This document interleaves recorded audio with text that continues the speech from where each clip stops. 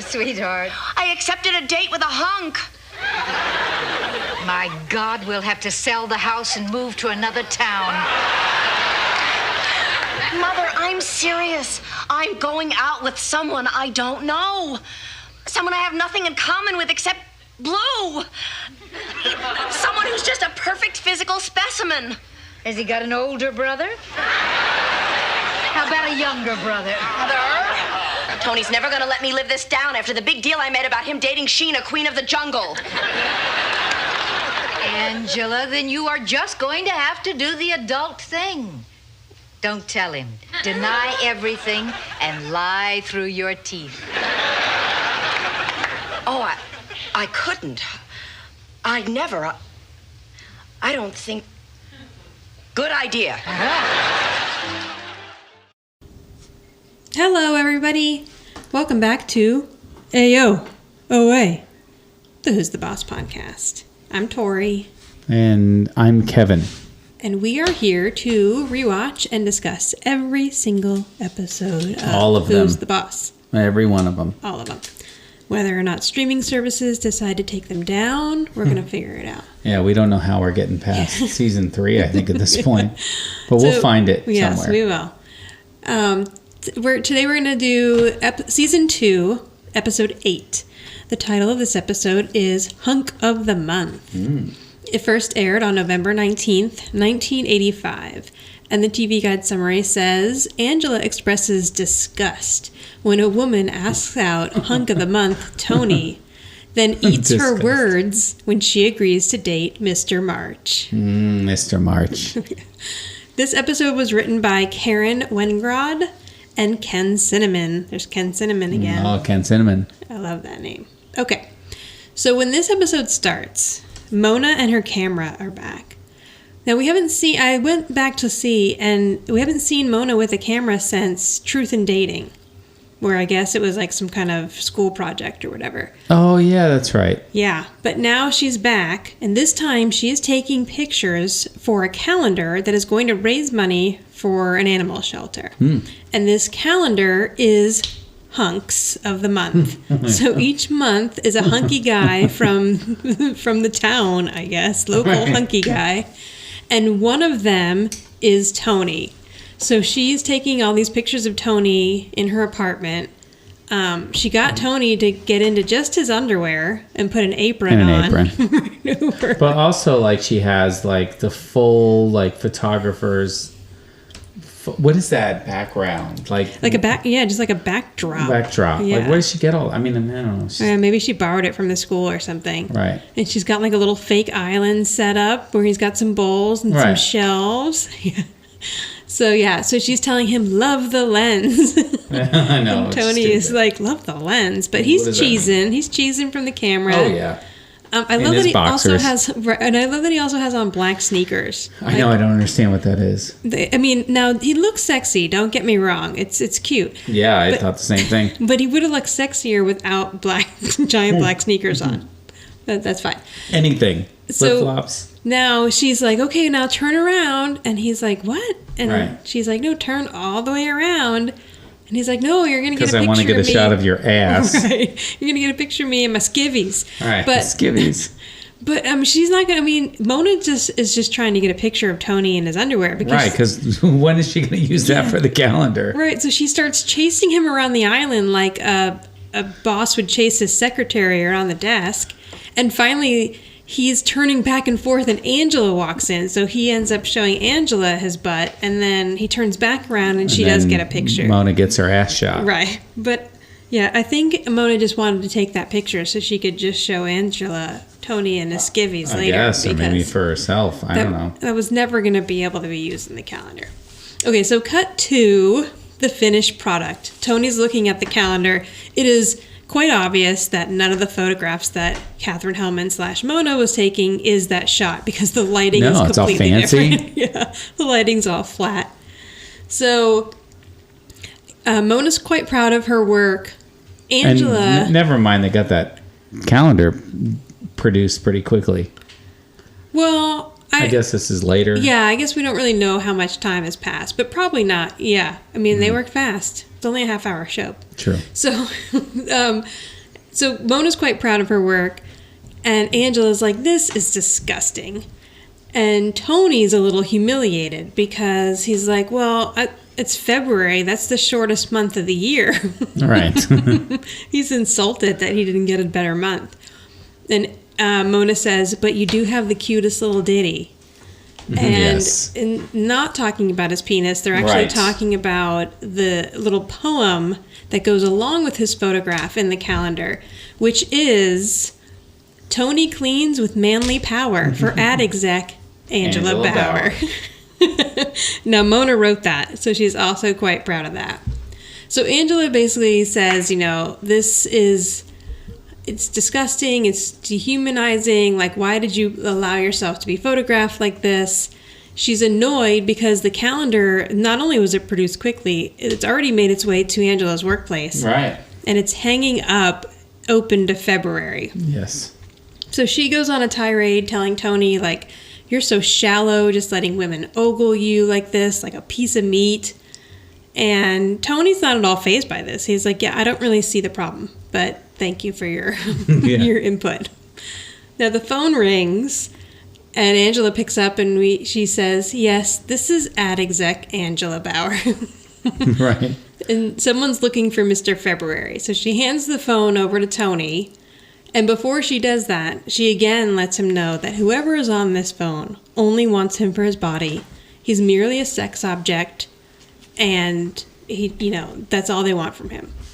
Why on earth she thought that was going to deter him, I don't know. Right. Because he's even more excited to get on the phone now. And how did this woman who just saw this calendar get his phone number? Yes, I know, to right? the house? It's not like you can get on Google. No. Yeah, she would have had to do some major calling around. Calling the animal shelter, finding out who produced the calendar. Maybe Mona's name is in it. But so Tony gets on the phone, and he's talking to her, and the lady seems to be asking him some intriguing questions. Meanwhile, Angela's kind of flipping through the calendar. Yeah. And it appears she's landed on Mr. March. So Mona's like, oh, you like him? He's single. But she's like, no, I'm just looking to see where Christmas falls. Right. She's like, oh, it falls on the 25th this year. Now, as Tony's still talking to the woman who we've now learned her name is Cassandra, or Cassandra. Right. Depending on who says her name. Exactly. He will continue saying Cassandra. All right. She says Cassandra. Angela's very badly pretending to be reading a book on the bookshelf behind him while she listens. Right. And Tony's like, I guess Cassandra's asking him if he's naked. He's like, no, I'm not naked. Oh, you are naked? And then she asks him on a date, and he says he's tied up. And he's like, no, I mean busy. Right. So he turns down the date on the phone. And Angela's kind of proud. She's like, oh, I'm quite proud of you that you turned it down and you weren't going to go out with someone who was just interested in you for your body. But Tony says she could be a real tire biter. Yep. Hang on. I'm going to tell you the definition, or at least what I could find on what a tire biter is. This is going to be terrible. No, it's not. Oh, really? I mean... No, I don't mean your research is going to be terrible. Oh. Whatever tire biter is. Oh, yes, it is terrible. Okay, I'm sorry, yes. Right. It's freaking terrible. All right. Okay. I mean, I just thought because you're so used to my definitions being words I just read. I mean, I don't have a lot of faith, but this was a pretty easy one. So. Yeah. It didn't take me long. What I found on the interwebs was back in the 70s and 80s, its definition was completely different. Oh, okay. Is what the Urban Dictionary says. Okay, just summarize. What was the 70s definition? I'm going to have to click on a separate link for that. Oh, okay, never mind.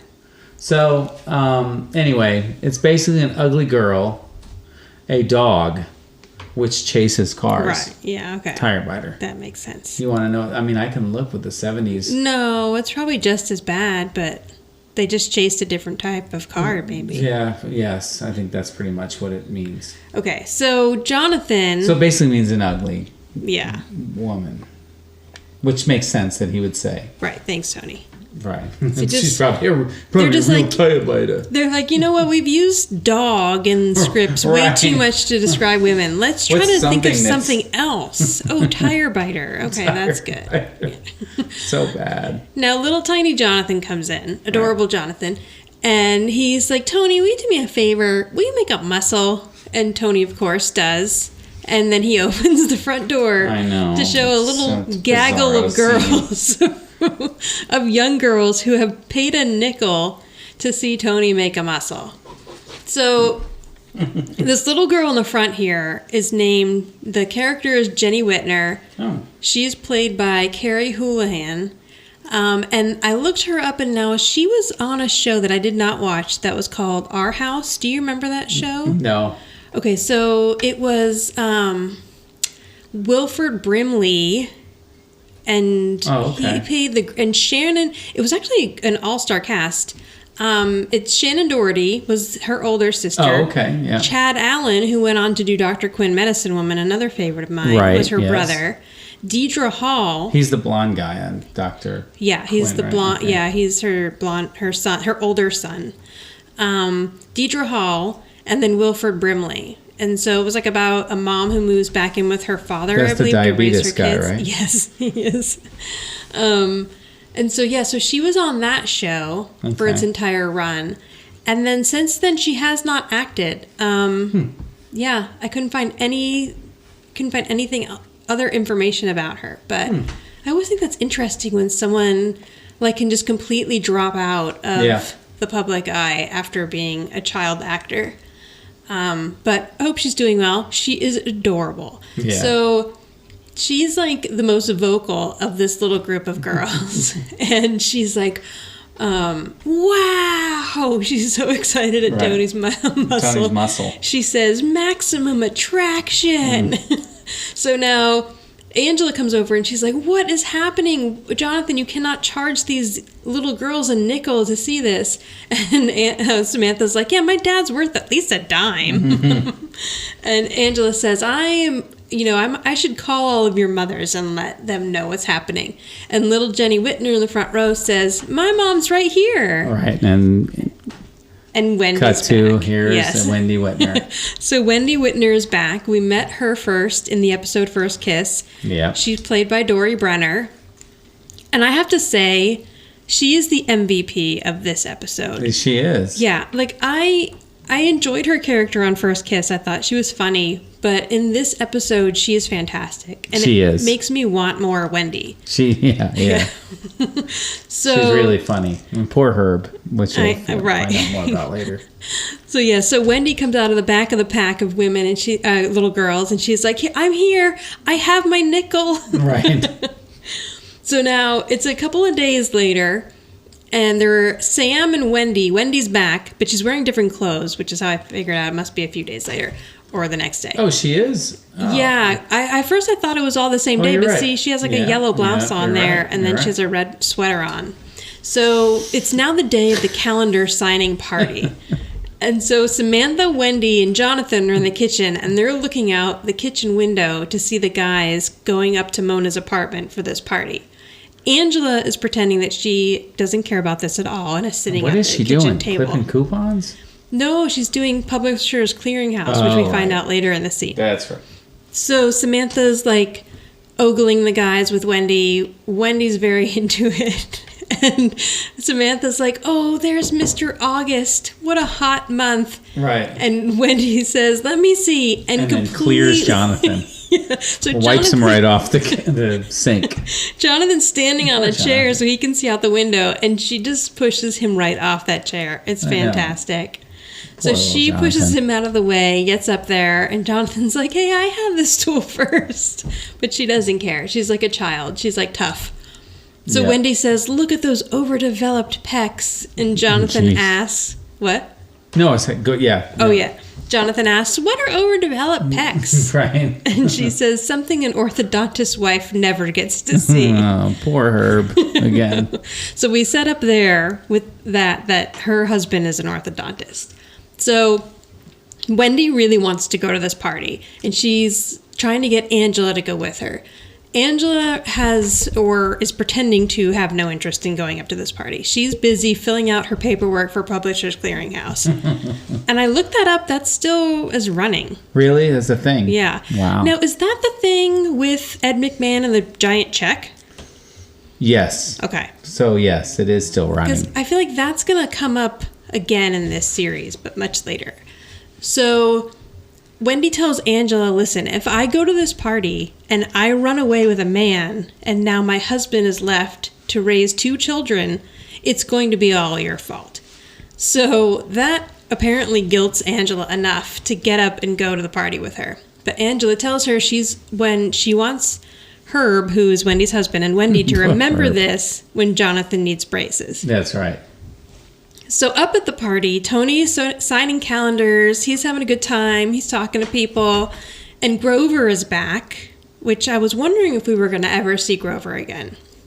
I know. What happened to Grover? Yeah, he was gone for a few episodes. He wasn't in the Heiress at all when we were up in Mona's apartment. But it's probably, I don't know, it's probably difficult to just have that dog hanging out if he's not an important part of the story. They always say it's hard to work with animals and children, right? Yeah, it's. I mean, just doing this podcast is hard with animals, so I couldn't imagine actually trying to get. And all we're trying to do is get the animals to stay away, and not the children. Actually do we want something. the children to stay away too. Absolutely. So, we see. Oh, and we can see a little bit more of Mona's picture window that she fought for over. over I know. Tony's I forgot about shoulder, that picture window. if you look. Yeah. So Tony's mentioning how, this money's going to be great to help the animal shelter and really be able to spay and neuter a lot of animals. Grover runs away when he hears that. He doesn't want anything to do with that. So now in comes this woman. And she walks in, she's wearing all animal print. Yep. She's holding what I believe to be a cougar. A cougar cub. We didn't really figure out what kind of animal that is. I tried to look it up. I'm not big. I don't really know my I would say my big cats. You're not big on exotic. Yeah. It looks like a leopard to me. Again, yeah, maybe. I don't know. My knowledge of big cats is what I've seen on Tiger King, so I really don't know at all. My knowledge is just our oldest cat. Because he's large. And the only reason I'm saying cougar is because later they also reference that she got a new cougar. So, I don't know. I'm just going to go with it. It's a cougar. Which, when we get to that point, I've got... Oh, you have notes? I've got some information. Okay, great. Yeah, I got notes. So, she comes in. Now, this woman, the character's name is Cassandra. Or Cassandra. However, she's played by Leslie... Tony says... Leslie Bevis, I'm going to say her last name is pronounced. She did a lot. She was on Young and the Restless for a long time. She did a lot of other guest spots on 80s stuff. And she was also in V, which I remember as a kid. Yes. That terrified me, that miniseries. Yeah. And I'd love to go back. I think they re-aired it a few years ago. And I didn't watch it, but I would love to go back and watch it to see if it's at all scary. I know. I almost wanted to say I think you own the DVDs, but that was Alien Nation. That is which Alien I confused Nation. V and Alien Nation. Which I also love that. That should be our next podcast. Yeah, that'd be. It's only one season, so I could just make you watch that one. We can rip right through it. Yeah. Okay. So I'm looking forward to it.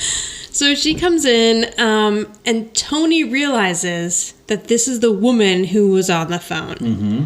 Now, she's also she's channeling kind of Sigourney Weaver in Ghostbusters. Yeah. It's a very interesting character that she's playing. Basically, Catwoman with a little bit of I don't know, an edge. I don't know what she is. An edge? What's the edge? Almost a little the undead. She's carrying a leopard around. Yeah, it's a cougar. Is. We're going with cougar. All right, I'm going with leopard. Okay, so you're whatever. Its name is Felix. I know that. So she puts Felix down Felix the leopard on the couch, and she starts talking to Tony. Now that he knows, he's like, "Oh, you're the Cassandra. You're Cassandra from the phone." And she's like, I'm the Cassandra you turned down. Right. So he's like, oh, well, I just didn't know you. But now that I know you, now that I see that you're wearing leopard print. Right. And you have a collar on you're tall, for some reason. You have a collar on and an exotic cat with you. I am all in for this date. So they go ahead and firm up a date for Friday at 7:30. And I like how Felix, the cougar, is just kind of like hanging out on the couch, sniffing some stuff. And he keeps making, like, anytime Tony gets near him, he makes like a growl noise. But the you don't see his mouth open? No, the animal's face is clearly not moving at all. He's not at all. What do you want? So now in walk Angela and Wendy. And Wendy's like, okay, I'm going to buy a calendar. There's Mr. November. And she just takes off and leaves Angela. So Mona sees Angela there and is like, oh, if you're looking for Mr. March, he's not here yet. She's like, I'm not interested in anything. I'm just here for Jonathan's teeth. Right. No. I like that immediately that she's still with Mr. March. I mean, that's what Mona's like giving her a hard time about Mr. March. Yeah, I mean, because she was looking at the calendar, but a good portion of Mona's day is trying to hook Angela up. I know. So, I've never seen a mother try to get their daughter laid so much in my life than this show. Oh, that's so wrong. I know. But it's it's absolutely true. Yeah. She hired a housekeeper hoping that someday her daughter would get laid. So Angela sees Cassandra sitting on the couch with Felix the cat. And she's intrigued as to who this woman is. So she walks over and starts trying to talk to her. Now, I love how Angela was terrified of Grover when they first got him. But she just sticks her hands out in front of a cougar. And the cougar kind of growls at her again. Even though the mouth moving. Doesn't move. No, again, not. So Angela runs into Tony. And she's like, did you see that woman? And Tony says that that's Cassandra. Cassandra, yes. Yes. And Angela's like, oh, it's a good thing you're not going out with her because she seems a little odd. And he's like, oh, no, actually. Yeah. And now Cassandra comes up to Tony to say, I'll see you on Friday. At 7:30. And Angela starts to put this together. Yep. And she's getting ready to leave. Do you want to talk about the cougar here? Well, yeah. I mean, yes. It's awesome. At this point, you can tell this cougar's had it. She walks over with her, and then he's looking around, and then all of a sudden he pushes Tony on the arm, and then he's wrestling on Cassandra's arms, and then she has to set him down. Yeah.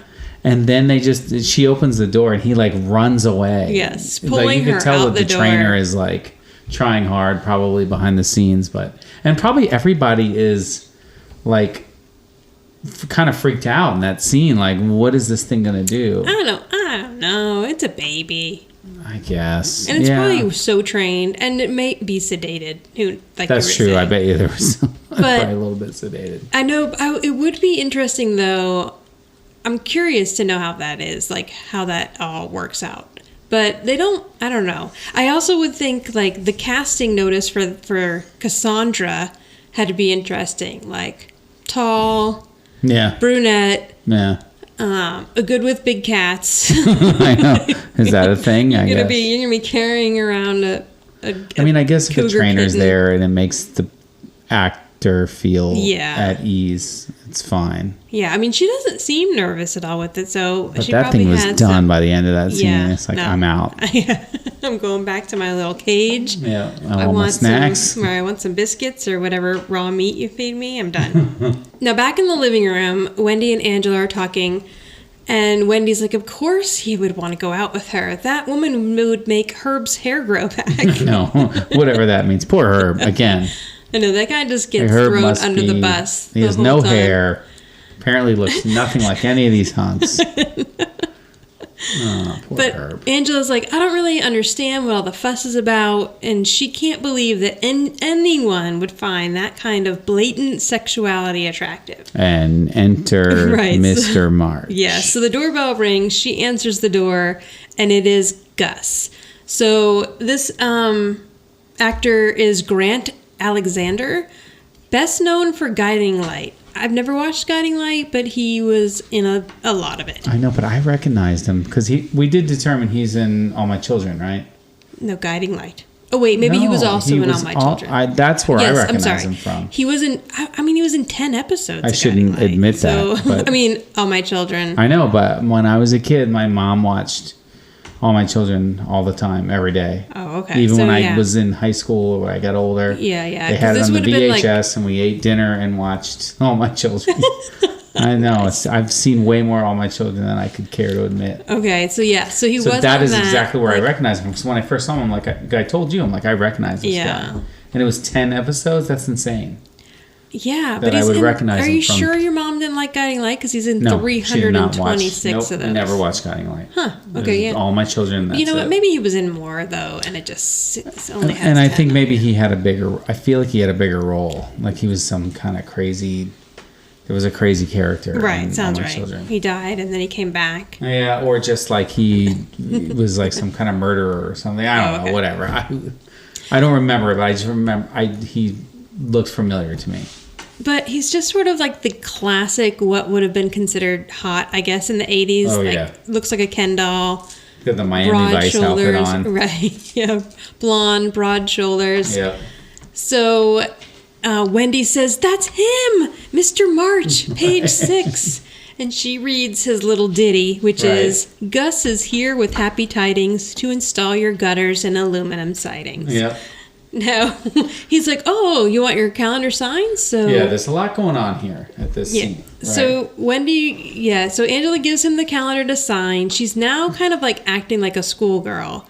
And we notice that when he signs the page, he's signing a picture that looks like a surgeon. Right. It's like a doctor in scrubs without a shirt on, but like a surgical mask and a little surgical cap. Which we noticed from earlier. Right? Didn't we notice in the calendar earlier there was a doctor with scrubs on? Yeah.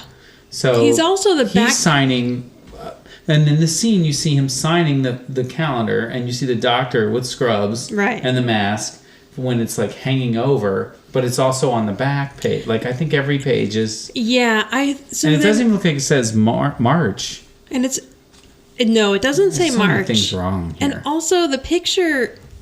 I mean, is that Tony Danza just wearing a mask over his face so that people don't realize it's not him? I don't know. We're going to need help from other people on that one. There is one other picture that I can see. The front cover is different. That looks like some sort of construction worker. But I would be really curious if there was ever like a complete calendar that people had, like who were on the, I know. Like extra calendars that went around the crew or something, and just to see what it was, or if all the months said the same thing, or if there were just a few pictures that repeated. But yeah, so he doesn't sign the right month at all. I know, but you're supposed to think he does. Then it cuts to a wide shot, and he's like, "Great party, Angela." Right. Because he's here for the party, and there's nothing in that whole foyer area. No. They've removed, like, the... I guess it's supposed to give you the illusion of, like, an empty party. House, party. But then it cuts to a close-up shot of him, and the bench is there in the background. The bench is back. So how did you think that happened? So yeah, I guess they like removed at what point all does the somebody stuff bring to the make bench it look in, empty? and then let's start shooting again? Like was that a cutaway? I guess like maybe later on they decide to add up, make it look like it's empty. Yeah, thinking you never saw the bench behind him after that shot. Right. So the bench appears, disappears, and then reappears. Again, a rare, weird, like a rare odd scene in the show that we would never. Because you would think you would see a lot of continuity problems, but you don't in this show. No, and I guess it's because they just ran it through so, so quickly. Yeah. So it must have been a pickup shot. You're probably right. Yeah, so bizarre. But, yeah, a little goof. And honestly, we didn't notice that until we've watched this episode like 5 times. At least I have watched this one quite a few times for this podcast this time. I've watched it. I know I've watched it at least 3. Yeah. So Wendy is trying to get Angela and Mr. March to realize that both of them are single, and she really wants Angela to go out with this guy. She's working so hard. She's trying so hard. So she's like, she is single, and then Gus is like, well, where's the party? So Angela tells him, and he's like, that sounds confusing. Will you show me? And Wendy's like, she'd love to. And then he's like, And did he ask her out to dinner yet or no? Yeah, so then he asks her, how about dinner? And Wendy again's like, she'd love to. But Angela says no. So Wendy pulls her aside, and she's like, are you crazy? You have to do this. Hot. Right? She's like, don't you know that March goes in like a lion and out like a lamb? I know. So dirty. So I just love her so much. She is so funny in this episode. I know. So Angela's like, well, what? I don't have anything in common with this guy. Like, what am I going to go out with him and talk about? And Wendy's like, who cares? He's like super hot. Just go out with him. Right. So Wendy tries to get in there. She's determined to figure out what they have in common. She's like, so do you like theater? Right. And Gus has seen Rambo 4 times. No. He's like, yeah, I've seen Rambo 4 times. Again with the Sylvester Stallone reference. Right. She's like, how about the ballet? No. Which are all things that Angela's into. Right. Modern art. No. PBS. Blank stare. I know. When she asked him about PBS, and he just is like completely confused. Like, what is a PBS? Right. Those are 3 letters I've heard of, but not quite in that order. Yeah. There's no recognition. And then the jacket comes off. Right. So then he just takes his jacket off, starts walking towards into the living room, and he's like, Angela, are we on or what? And I will say, now, I don't really think this guy is all that attractive, but his chest is almost not real. I it's know, so something broad. weird going on there. Yeah, like it is super broad. So Wendy notices that he's wearing a blue shirt. So she's like, he likes blue. You like blue. And then pushes Angela. Right, towards him. Yes. But what's on the coffee table? It's some celery and some carrots? I know, yeah. But why is that there? Maybe they stole it from the party. It's like one little party tray of hors d'oeuvres. Well, Gus went for it. Yeah, Gus saw some celery and some carrots. Why not? It's bizarro. Like, I think it's supposed to add to the sadness, the drabness of like, party. Oh, this was a party, but not. Right. He's like, oh, it's some party, and then and it's like, I'm telling you, celery, carrots, and there's something white. Maybe it's ranch or cucumbers. I know. Well, apple slices. So I think Angela went to the party, was so annoyed that she had to go that she left for the plate of hors d'oeuvres. But she still left with the she's like, I'm taking this back Yeah. with me.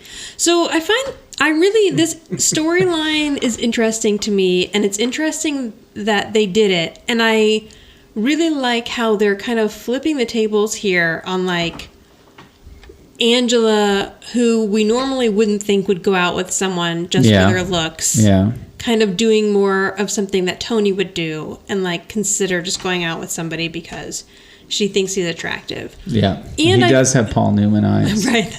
Yes. That's what Angela says. Right. So she starts to soften. Wendy's like, flow with your juices. I know. What does that mean? I don't know. The whole juices flowing, the whole phrase has always grossed me out. It's very like moist. I don't. Oh no! Like that word. Flow with your juices. So what the hell does that mean? Are we in a river? Yeah.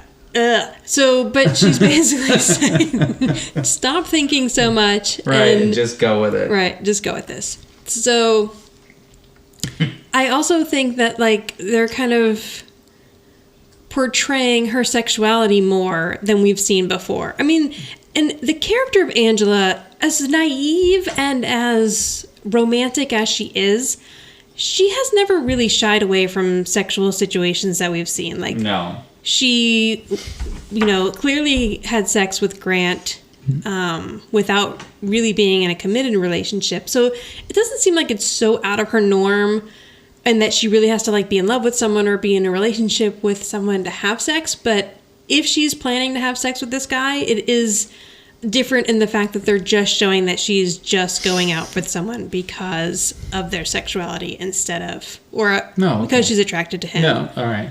Instead of being interested in him at all. Yeah. Which I think is also, probably not a normal way that women were portrayed at this time. So Angela does agree to go out with him.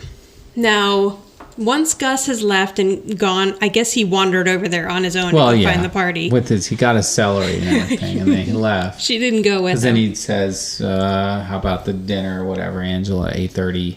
Right. How's 8:30 sound or whatever? So they have set a date for Friday, and he says 8:30. She says, how about 8 o'clock? Right. So now Tony's date is at 7:30, and her date is at 8. Yeah, we all know where this is going. Now, once Gus is gone, Angela's kind of regretting her decision. She's like, again, thinking, what am I going to talk to this guy about? She's looking at the calendar again. Yeah. Which I think the cover's different in this scene. The cover is like it's like a firefighter. Worker. Oh, a firefighter, looks right. Looks like a firefighter to me. No, the cover is different. It's the back of the calendar that is also the surgeon who is on the page that Mr. March signs. So this calendar's so confusing. They probably, like, who are these guys? Did they just, like, hire some models to take pictures of them? We'll never know. Maybe they really were these actors, like they took a picture before, but they probably have like 5 photos of people, and that's the only pages we see. And then enter in this scene Mona. Yes. With the ice. Yes. What is that? An ice holder? Bucket? Ice bucket. Yeah. Thank you. I went with holder. Coming in, and she completely walked through the kitchen. Right, yes. Which would have ice in it to come into the living room to let Angela know she needs ice in the ice holder. Now, perhaps she wanted permission to take the ice, although that doesn't sound like Mona. I know, and Angela would never know that the ice was missing. I know. Why come into the living room to look for ice? We just needed to get Mona, and what Mona should have done is come into the living room and said, "Why did you take my plate of hors d'oeuvres? I want that back. I want my lettuce. Because we're missing a plate of hors d'oeuvres." So carrots. We just needed to get Mona into the living room so that she could overhear this conversation between Wendy and Angela. Angela's like, and you nothing. think Mona would have passed Mr. March at that point? Yeah, we don't know how long ago he left. No time passed. Yeah, maybe she was staring at his picture in the calendar for quite a while. Yeah, that's true. She was looking at the calendar. So Wendy leaves, and Mona's like, "Oh, Mr. March was here? Oh, I'm sorry. No, you're right. Mona did see Mr. March leaving. That's how she knew he had been there." Oh, right. Yeah. So she says... We've only watched the episode 5 times. Right, seriously. So she says to Angela, like, "Oh, I saw Mr. March leaving. What did you guys talk about?" And she knows that something's up, but Angela isn't telling her the whole truth. Yep, she's on to her. And she's like, "I don't have to tell you everything. I'm a grown woman." And then the gates open, and Angela just starts crying about how... I made a mistake. Yeah. I made a date with a hunk. I know. I have nothing in common with him except blue. I know. And Mona's pretty much like, what's wrong? Right. First of all, what's wrong? Second of all, what do you mean all you have in common is blue? Right. She's like, this, he's only a perfect physical specimen. And Mona wants in. She's like, older brother, younger brother? Yeah. What does he got? What's Dad, going on there? uncle, anyone? So Angela's upset because she knows that Tony is not going to let her live this down after she made comments about him and Sheena, Queen of the Jungle. And again, like, bigger picture, why is Angela so worried about what the housekeeper thinks? I mean, at the end of the day, it's her personal life and his... I know. I'm just saying, But she gave him such a hard time. All right. And she knows that he's going to make fun of her forever. Right. And they're very good friends. So Mona tells her, you just need to do the adult thing and don't tell him. Just lie and pretend that you're not going out with him. Go on the date. And I love, Judith's timing is great in this moment. She is very funny, and she doesn't do enough comedy. Although she is hilarious on The Politician, and if anyone hasn't watched it, they absolutely should. But I feel like in the span of her career, she hasn't done that much comedy, but she is very funny when she does it. So I just love her timing with the I couldn't, good idea. I know, right? So now it's the night of the date, and so Tony doesn't know that she's going out. She's wearing, I don't even know where they found a robe this long. They had to have gone to the Big and Tall store to find a robe that would go all the way to her ankles. But yet still have shoulder pads. It does, right? Or maybe it's the dress underneath. It could be both. I mean, who knows? It's the 80s. Could have all been padded. So, yeah. True. So she has a giant bathrobe on to cover up the fact that she's dressed for her date. Now, Tony comes downstairs and he's singing. Oh, right. He's singing Wait a Moment again. Yep, Tony song Danza that I've scoured the internet and I cannot find a song or this song. And I even found videos of him singing, doing Sinatra type songs. He went deep. He was looking. I did. And I actually searched Tony Danza Wait a Moment. And that came up. That clip that I had of him singing some, I don't know what it was. Oh, really? Yeah, but it's not the song. Oh, interesting. Well, maybe it was the I'll song's find out. I'll get to the bottom of original. it. Like maybe this was when he was first working it. Yeah. You know what I mean? Like Yeah. workshopping it or something. But he comes downstairs and he's, wait a moment. Wait, I mean, it's got to be a real song. It keeps coming up in these episodes. So, yeah, he's singing a song, and Angela's like, oh, shouldn't you be leaving to go pick up Cassandra? And he's like, oh, no, she's coming to get me. She just got a new cougar. Yep, hang on. Yep. Well, okay, right. Well, no, hang Yes. on. Well, then Angela says, I hope it's a car. Right? Right. Hope she means car. Yes. All right, you want to learn about the cougar or the Oh, cougar sure. car? Yeah, I okay. remember cougars. Yeah, I do too. And then that's why I looked it up. Basically, it was a series of cars from Mercury and Ford. Oh, right. And they were from Mercury 1967 to Cougar. 1997. Yep. And then they were discontinued for 98 and then brought back again 99 to 2002. So Yeah, at that and point that there was would have the been a end of it, new huh? Cougar Okay. in the 80s. So yeah. Really, I bring nothing to the table, but except the fact that No, I totally I've remember confirmed cougars that from the was a real 90s, car, for sure. a cougar. Yes, I do remember that it was a real car. I do too. And I just think, like, is this how Tony gets out of picking women up in his van? Like, I he guess, just lets them like- come get him? How about roll up? I mean, if he was to roll up in that van, you'd be like, I'm busy tonight. Yeah. So the doorbell rings, and it's Cassandra. Cassandra. He's like, ooh, intriguing and punctual. What more could I want? And Angela says, how about human intelligence? Oh. But how does Angela know she's not intelligent? I know, she didn't really talk to her at the party. She's She only just met... I mean, she's obviously, like, eccentric and kind of strange. had a cougar. She has a pet cougar, How did she know but... she wasn't smart? Right, she could be a professor. Huh? She doesn't know. So... This is one of my favorite parts. Cassandra comes in and says hi to Tony and then completely ignores Angela. And Angela just goes, hi. I know. That was great. Yeah, it was great. So It was. Angela's trying to get them out the door, like, oh, okay, you don't, the restaurants Right. are going to get busy. And Tony's like, we have a reservation. She's like, okay, great. And Tony's like, how about a drink? And Angela's like, oh, there's a great place close by. Oh my God, are you done? Yes, I'm sorry. And Tony's like, I'm gonna have a drink here, and they are like bickering back and forth with each other. Tony wants Angela off his back. She wants them out of the house. So Cassandra would like a glass of milk, of course. I know. Is there some point where Cassandra says she has 16 cats? Yes, it's right here. Okay, because that's in my notes. So missed that. they cut to give the impression that a little bit of time has passed and they still haven't left. And Tony's like, so you sleep with 16 cats? Oh, okay, there it is. Yes. I can scratch that off. 16 cats is a lot. That's ridiculous. In like, especially all in one bed. And one of them being some kind of exotic That's cougar. true. We don't even know that all 16 of them are exotic animals. Like, Wow, some house. it is like Tiger King over there. Yeah. So Angela's like, oh, how unique. Okay, look at the time. Let's go. All right, trying to get him out the door. Yeah, she actually walks over to the front door, opens it up, and they realize it's raining.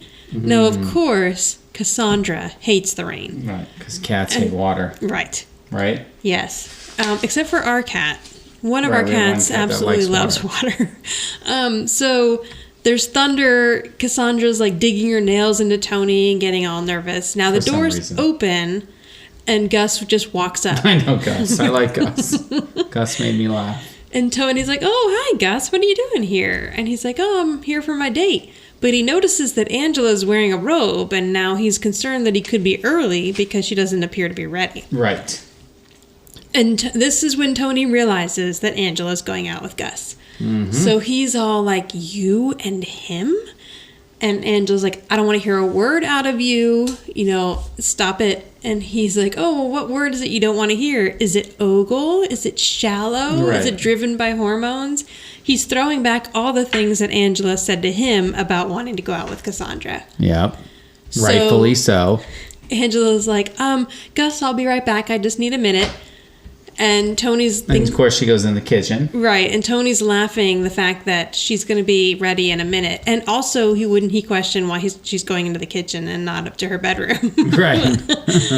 But she goes in, and then like the door doesn't even have enough time to like make swivel or swing. whatever, because it's that 80s sitcom door Swing, or a swivel or swinging door. I know, it's impressive how fast it is. she There had tears to have that been thing somebody off. standing right there to rip that To bathrobe rip it off. off I mean, it's of her. impressive. It's awesome, actually. And so... And Gus is impressed. He is. But I also want to say how much I love Angela's hair in this episode, because it's like a little more relaxed Angela hair, and it looks great.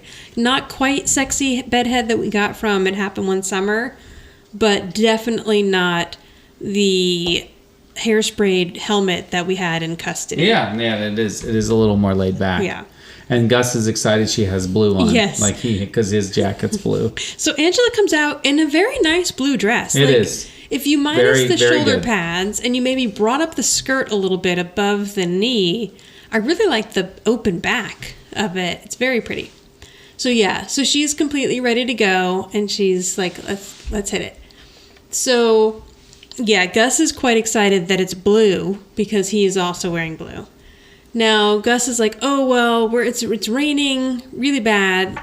Let me go out and check your gutters. I know.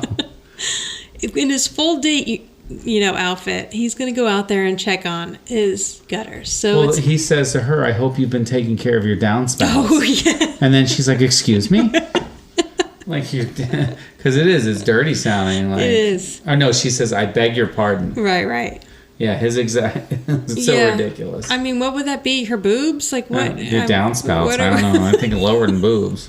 Really? But you would only have one of those. Then it would just be a downspout. Yeah, I mean, we could... That's a conversation for another time. It's just funny how sometimes they do make these, like... I know, because she's like, I beg your pardon. They try to make these adult jokes for parents to get. Right. Although they don't necessarily always make sense. Like, even Wendy with her in like a lion and out like a lamb. Right. Like, it's funny because you understand what they're trying to say, but do they necessarily always make sense? Not really, but that's fine. So... Well, I wonder, which I didn't look up, do you think that's something, like, about the month of March? A downspout? No. No, in like a... Oh, no, it absolutely is. Oh, you do? You looked it up? It's just something about how... see? In places where it's not warm all year long... March usually starts off very cold, and by the end, it is warmed up. So it comes in like a lion and out like a lamb. Why didn't we talk about I'm that? sorry, I forgot. Well, I should have looked it up too. It would have been better if I looked it up. Yeah, so it's just like comes in with a roar and goes out with a whimper, basically. All right. So now that sounds even dirtier. I know. In Wendy's thing. But I like that then Gus becomes so concerned with her gutters that he has to go check them out. Right. In the rain, mind you. Yeah. And on his way out, he's like, yo, get me a beer. Right. Angela, get me a brewski. And she's like, coming right up ski. Right, yeah. But it's like such a dude thing. Oh, I'm going to go look at the gutters. Get me a beer. Right. And Angela's already looking at what a relationship with Gus would be like and is ready to get out. Right. So... Angela goes into the kitchen to get a beer. Tony follows her in there. Right, he breaks away. Yeah, and she's like, what I'm doing is different than what you're doing. And Tony's like, I'm going out with a beautiful, sexy woman. You're going out with one of the greatest intellects of our time. Right. Again, I mean, okay. We have some evidence that Gus isn't the brightest, but still. So, but he can't judge. So Angela admits that she was blinded by his body, and she's like, all right, I'm just going to go ahead and admit to everything you're thinking. Get it all out right here. You're right. We have nothing in common, except the color blue. Right, except the color blue. And so Tony admits, well, Cassandra and I aren't exactly a match made in heaven. I know, right? But Angela's like, well, she is sexy. And he's like, yeah, she is. And he's like, I'm thinking about calling the whole thing off. Yeah, because he doesn't like that she uses his arm as a scratching post. Right. So I think Angela's like kind of surprised that he would consider calling it off. And she admits that she also doesn't really want to go out with Gus. So they decide that they're going to try to get rid of them. And how are they going to do it? So now Angela comes back into the living room to find Cassandra playing with a ball of paper on the coffee table. And you know what? I really thought we were going to come back in the living room and Gus and Cassandra were going to be making out. I couldn't remember. Kind of the way they set it up. Yeah. I didn't remember. So I was like, oh, I think I even said to you the first time we were watching it, I'm like, they're going to go out in the living room. Those two are going to be making out. Yeah, so it shows how much I remember this episode the first time I watched it. And so I thought that maybe something like that happened. Like the two of them got together. No, instead we have Cassandra playing with a piece of paper, balled up piece of paper like a cat. Yes. Bent over on the couch. Right. So Angela's like, oh, that looks like fun. She's basically just like, stalling. I would have been like, what are you doing? So she's stalling so Tony can come in with Grover. Right. And once Cassandra sees Grover, she's like, oh, a dog. Like, what? Why do you have this dog? Although, wasn't Grover at the party? But whatever. Yeah. So, but I don't think she knew that was her dog. Maybe it was Mona's. Yeah, true. Or his dog. So, so she's like, oh, dog people and cat people just don't mix. Right. So Tony's like, oh, I'm so sorry. Well, he's my best friend. That's a bummer. And she's like, no, it is a bummer because this would have been a night you would have remembered for the rest of your life. That's a funny scene, actually.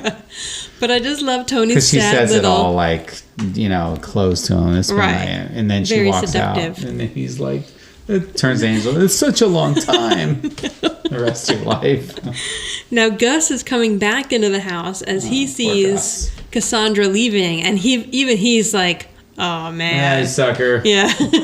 He's like, that sucks. Tough luck, pal. Right. But why isn't Gus all wet? It's raining outside. That is a very good point. And his hair is perfect. No. He's perfectly dry. But yet he went and looked at gutters. Right. Did he find a ladder out there somewhere? Because he has like this super hot guy force field around him. Okay. So he's going to stay Still, super to look at the hot. gutters, he's got to have a ladder. No, the hair's fine. All right. Whatever. So... doesn't make any sense. Gus tells Angela her gutters are a disgrace. Yeah, right. Side note, gutters are a disgrace. Yeah, needs new gutters. So Tony's like, all right, you're up. So he's waiting for Angela to let Gus down. And she tells him, like, I have to tell you the truth. Even though I'm physically attracted to you. That's all there is. That's all there is. And he's like, cool. Right. And she's like, I just don't think that's enough to build a relationship on. And he's like, who wants a relationship? Exactly. Like, we're not talking relationship. We're just talking like dinner and then maybe some dancing and then maybe a cozy nightcap by the fireplace. A romantic nightcap by the cozy fire. Oh, is that what he says? Yes. Yes. So Angela's like, okay. I know. And then Gus looks at Tony and says, see ya. She grabs her jacket and her shawl and they're gone. And they walk out into the rain. And Tony's like, what? So Angela pops back in for a second and says, I tried. Right. And then leaves. So good for Angela. I'm so excited for her. Now, go out. Have a good time. So the next day... Tony's in the kitchen with Grover and Mona's mad. She comes in and says that she's been asked to resign from the animal shelter, even though she did all that work for the calendar because Grover snuck out and he got a Cocker Spaniel pregnant. And so Tony acts like he's all shocked or whatever. And then he gives Grover a high five. He asks if she was cute. And that was the tag of the episode. How come... In my notes here, the last thing I wrote, this doesn't make any sense. How well do beefcakes sell? Oh, because... Why did I write that? Because she said... Okay, I knew you would know. She said she was asked to resign from the animal shelter, and Tony says, I thought the calendar was selling like beefcakes instead of hot cakes. I guess he says beefcakes. So that's why you wrote that down. Gosh, I'm going to watch this episode like 3 times. I don't know what that means. But it's in my notes. How well do beefcakes sell? I didn't know if that was a question I was asking myself. So this was an episode that I think when I was a kid, I probably didn't care that much about it because it didn't really have a lot of the kids in it. Right. But I thoroughly enjoyed this episode. I did too. I thought there were a lot of like laugh out loud moments. Yes, it was way funnier than I remembered. I love Wendy. I want Wendy to be back a lot. I guess Wendy can't really be back that much because she sort of competes with Mona a bit. Yeah. Like, she worked in this episode because, you know, like, Angela needed someone more on her peer level to get her to go out with this guy than her mother. Yep. But I think if she was around too much, she would probably compete a little bit with Mona. But I also just love, you know, how it explored this storyline for Angela. And, like, I don't know. They really leave it open-ended. I mean, maybe Angela just went out with him and had some fun, and then... that was it. Oh, yeah, I mean, she definitely didn't see him again. Whether or not she would have, like, actually slept with him. Because, like, it's completely clear that if Tony goes out with Cassandra, he's planning on having sex with her. Right. Like, there's no two ways about it. Right. Like, he's not just going to go out with her and then go play mini golf and come home. But, like, can you really... Like, we should consider that for Angela's character as well. Because are we just going to assume that for Angela, she's going to go out with him and then... you know, just enjoy dancing or whatever and come home? Or is Angela just like, well, if I'm going for it, I'm going for it. Yeah, we're going the whole... And is going to sleep with this guy and then never see him again. In like a lamb, out like a lion, or whatever. What was it? In like a lion, out like a lamb. Whatever. Yeah. So I do think it was a really interesting storyline for them to explore. And especially back in this time, even though they leave it, you know... kind of open-ended. Yeah, it's wholesome enough that you really don't know it. She's just maybe excited to go out with some hot guy and get attention paid to her because we know Angela growing up probably didn't have that experience as much. But so I'm just going to go right into my rating on this episode, which was a 9. I know, it was high. It was just funny. It moved fast. I think Judith did a great job with a lot of the comedic stuff. She and Tony are so funny the way they're like bickering, but also kind of a little, not flirty with each other, but like at odds. Like there's a lot of chemistry in the words that are coming out of their mouth between each other. Yeah. And I absolutely love Wendy, which I've already mentioned. Right. So yeah, it just had so many funny parts and it moved fast and I thought it was a lot of fun.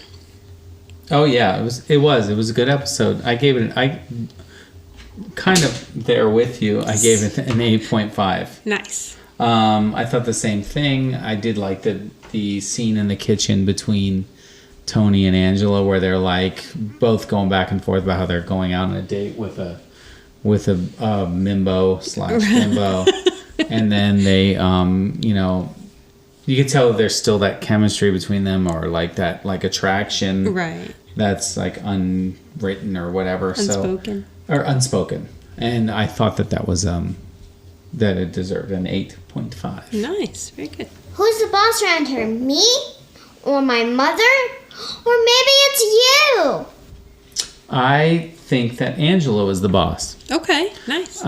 Because I felt like she, even though she doubted it at first or whatever, for the most part, she was kind of in charge and, you know, and just was like, you know what, I'm going out with him, whatever. So, and just kind of made a decision for herself. And even though Tony thought maybe she wasn't going to go out on the date with him, she just decided, you know what, and it was like pretty much her and Gus, they discussed it right there. She's like, I'm not attracted to you. Or, you know, I'm not looking for a long-term relationship or whatever. And he's like, neither am I. Blah, blah, blah. You know, a little dinner, a little dance. She's like, heck with it. I'm going out. Yeah. So I feel like that Angela was kind of running things the whole time, in a way. Nice. So I went a little outside of our main 4 or 5. Cassandra's the boss.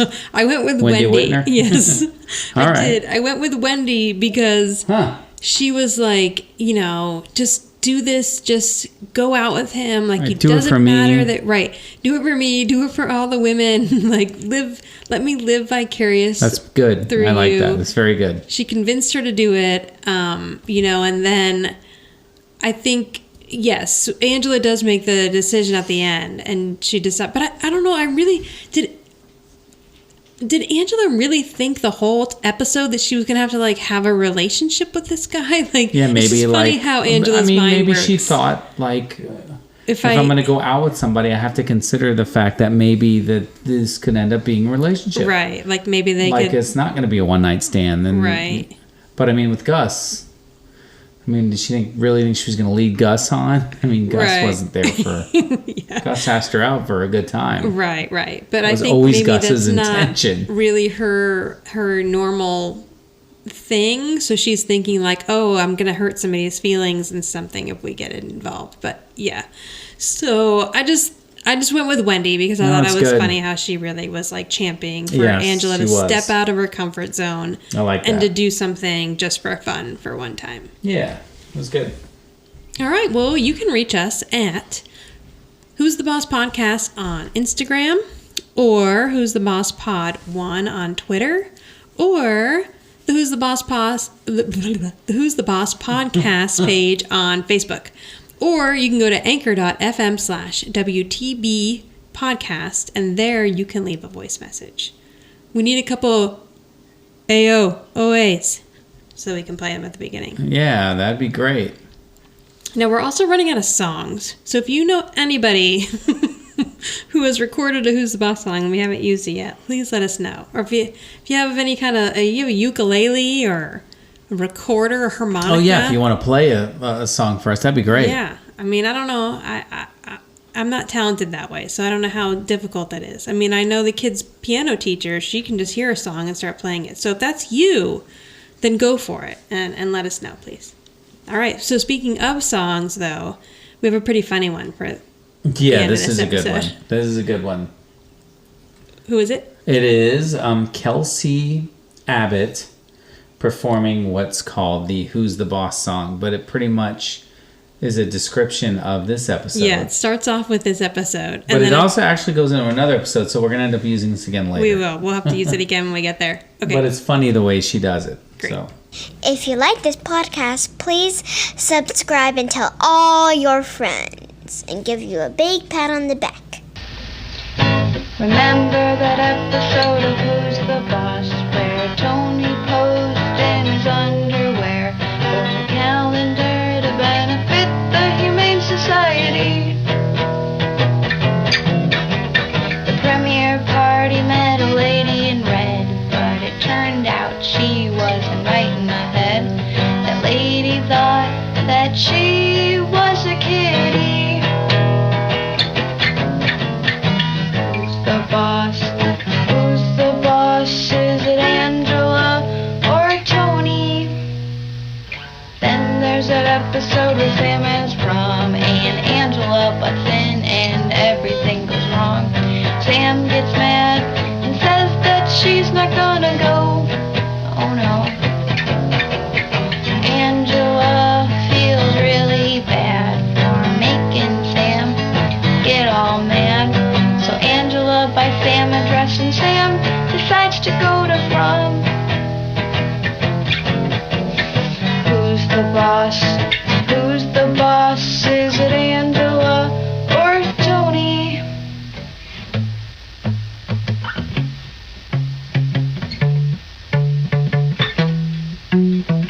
I think Angela's the boss.